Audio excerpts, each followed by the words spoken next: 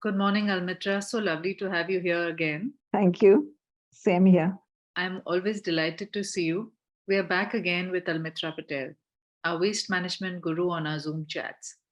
Today, we will be talking about city compost and the possibility of it playing a pivotal role in bringing degraded soils back to life. Our cities are burdened with waste, and 50 to 55% of it is organic waste, which can be transformed into compost easily. Soil degradation is a worldwide problem, and it is understood as the reduction of loss of biological or economic productivity and complexity of rain fed cropland, irrigated cropland or range, pasture, forest, or woodlands resulting from natural processes, land uses, and other human activities and habitation, such as land contamination, soil erosion, and destruction of vegetation cover, as per the UN Glossary of Environmental Statistics.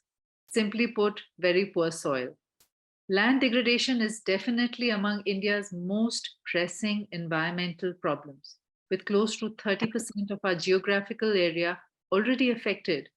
In the past 15 years, almost all Indian states have recorded an increase in degraded land, with the fastest increase noted in the biodiversity rich northeastern states.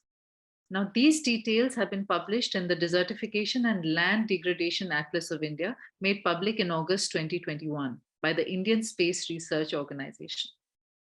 So, Almitra, my question to you is that where, as per you, did India falter? How have we reached a stage where more than half of rain-fed farmland and forest lands are degraded? Well, going back several millennia to Vedic times, there were two ways that humans sustained the fertility of their soil. One was applying farmyard manure, animal manure, to the land.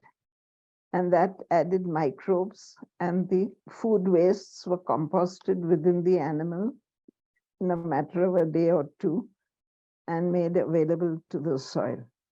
The other way in the Northeast was jhum cultivation, where they would take out the nutrients from the soil, cultivate it for a year or two, and when its fertility began to decline, they would leave it to rest, burning all the vegetation to leave the potash back in the soil as ash and go to another plot. I don't know whether the increase in Northeast is because of a possible decline in jhum cultivation. And in those days, probably the availability of animal manure and the low productivity of the soil was sufficient to feed low population of those days. India began to face food famines around the 50s, and we were shipped to shore importing food. I mean, shipped to fork, they say, importing food. The Green Revolution helped us to become self-sufficient in food by applying chemical fertilizers to the soil. You apply urea and the greenery just jumps out of the ground before your eyes. You also need phosphorus and potash for flowering and fruiting productivity. But because it was so visibly dramatic, the government began subsidizing only the nitrogen part, the urea mainly. And lately, the decontrol of phosphorus and potash has led to abnormally high, disproportionate use of nitrogen in the soil, because that is heavily subsidized and the farmers feel they can afford it and it looks good. You get a lot of vegetative growth in the crops, if not the flowers and seeds and cereals. And when you apply the urea, which is a highly soluble salt, only 20 to 50% max is actually uptaken by a plant. And the rest all dissolves and goes as runoff into surface waters, polluting them with nitrate pollution. This is a big problem. How do you think that the city compost can play an important role in improving the quality of the soil that we have now degraded and brought to such a shape? Most There have been numerous studies, including 20-year studies in Bangalore of the soil productivity, crop productivity with no manure, only farmyard manure, only chemical manure, a combination. And it has shown that farmyard manure sort of doubles the productivity of no manures over the long term. And chemical fertilizer increases it significantly for a very few years and then steeply drops down like a cliff to very low productivity. But a combination of farmyard manure and chemical that sustained and improved the fertility and productivity slow and steadily over the full 20 years. They did not have city compost at that time, 87 to whatever, 20 years. Now we need a lot more studies of the use of city compost with chemical fertilizer.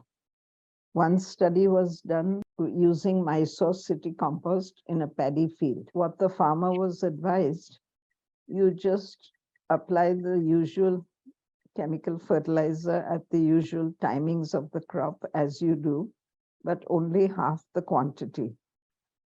And the savings in money of that half cost of chemical fertilizer, you buy whatever amount of city compost you can with the same money. So at no added fertilizer cost, you get a combination of city compost and chemical fertilizer.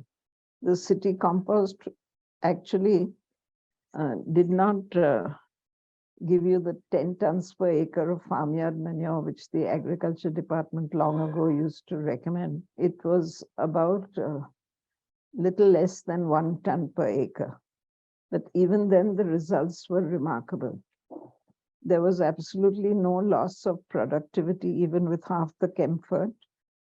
And there was 30% saving in the watering amount of water required for watering, 4 to 5 waterings per crop instead of 6 to 7. And I think this is an equally significant benefit for India as we approach water starvation. And not just water starvation, we are also looking at soil and land degradation as a big problem. So, and our Prime Minister has committed that by 2030, we are going to be, we are going to combat desertification in our country. We'll become land degradation neutral. How do you think that it is possible in this scenario where we only see mounds of waste as landfills across the country and not really, not huge visible efforts in keeping biodegradable organic waste away so that it can convert to city compost and then be passed on to the farmers for their farmlands? This is a very short-sighted national policy. So the Supreme Court had a task force on integrated plant nutrient management, IPNM or IPNS, they call it, which is combined use of chemical fertilizers and city compost or organic manures. And ICAR also recommended it to the court. The court directed the government to promote this using about one part of compost to 6 to 7 parts of chemical fertilizer. Actually, it is incorporated in our municipal solid waste rules of 2016. I'll just read from that. Section 7 of the rules, duties of the Department of Fertilizers, Ministry of Chemfert. The department, through appropriate mechanisms, shall A, provide market development assistance to city compost.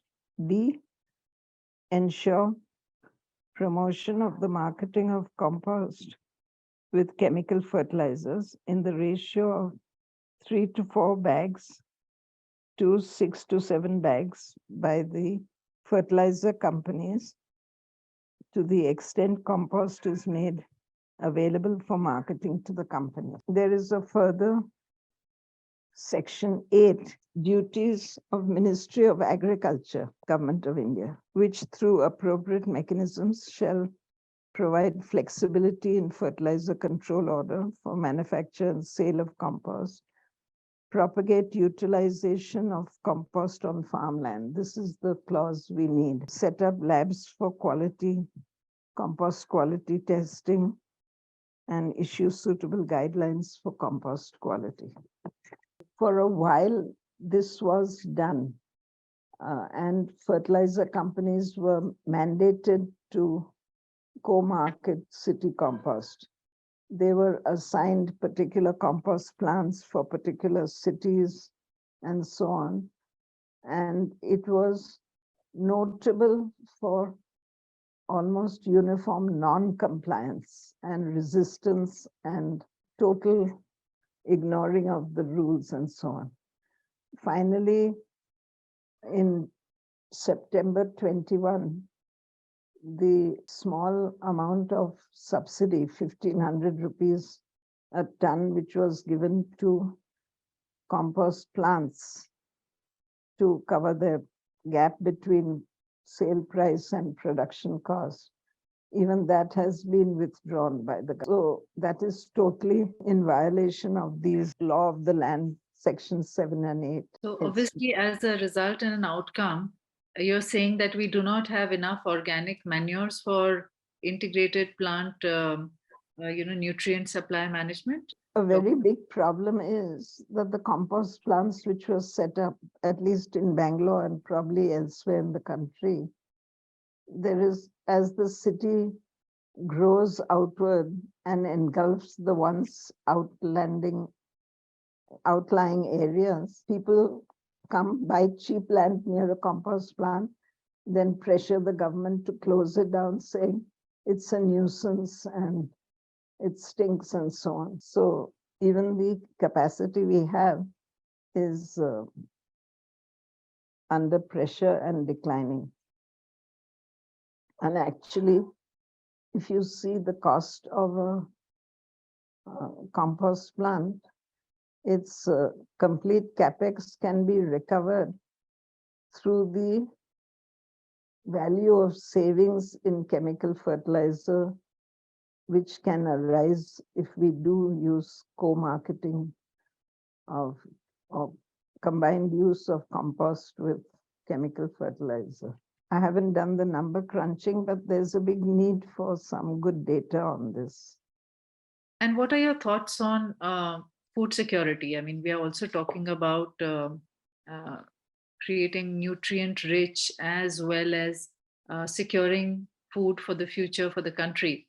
Do you think there is also a win-win situation if city compost is brought in and the quality of nutrients as well as the quantity of food can be assured?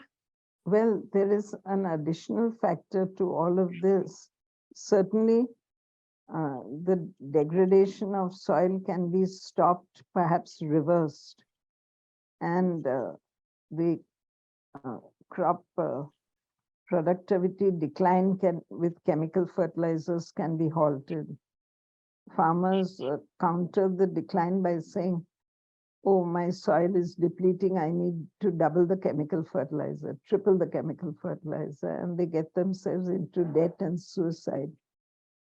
So I feel what is needed is direct benefit transfer of funds to small farmers to cover the transport cost of bulky compost from the compost plants to their fields and farms, rather than just worrying about the profits of the compost plants and covering their gap in financing. Earlier, subsidies only took care of our present enormous fertilizer subsidy. Let me dig out the figures for you. Our fertilizer subsidy last year was 21,000 crore to this year 52,000 crore, probably approaching our defense budget. And there is no subsidy at all for compost, which has a low NPK value of 111, nitrogen 1, phosphorus 1, potash, just like farmyard manure. But no one ever cribs about the low nitrogen in farmyard manure because they know that its main benefit is all the soil microbes, which take the insoluble NP and K of the soil, convert it to an organic form which the plants can take up. And the fertility is increased not by the NPK they bring in themselves, but which they enable through their microbes. And they are non-toxic. They don't bring in any toxicity that... You're right, because actually, I forget which our diammonium phosphate, it contains huge high levels of lead and cadmium, far higher than allowed for city compost. And nobody talks about that or controls that because it comes as part of the mineral. And that's not good for our soils either. There has been a committee recommending that these low nitrogen fertilizers should also get the same pro rata nitrogen subsidy as urea does. Urea being, what, 46% nitrogen or something like that. So it doesn't matter if they get 1/46 of it. Even that would make it viable. In 2001, that nitrogen subsidy on compost, if it had been level playing field applied, would have amounted to 227 rupees a ton, which would make a difference to a farmer's budget.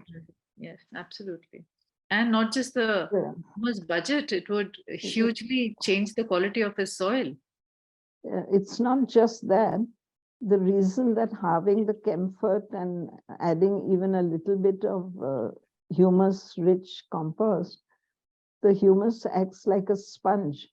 So all that nitrogen, soluble nitrogen, which would run off to the surface waters, is held back in a sponge of humus for slow release. And they have found that if compost or farmyard manure is used 3 years in a row, the 4th year, even if you skip it, you can get by.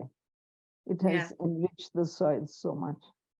So actually, adding compost is enabling not just 20 to 50% utilization of our expensive imported fertilizer, but close to 100% of it. And for that reason alone, it should be promoted.